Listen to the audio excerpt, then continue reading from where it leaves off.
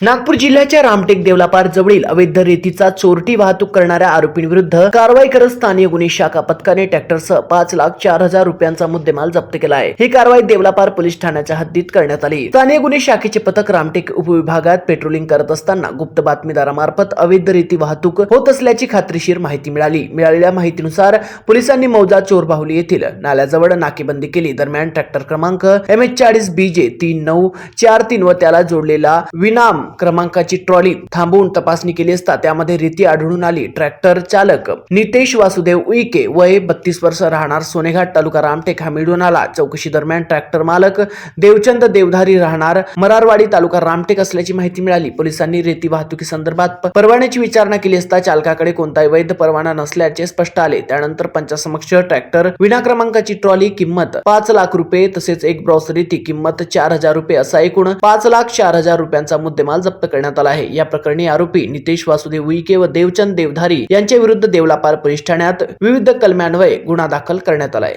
महाराष्ट्र 24 करता अजय मेहरकुळे रामटेक।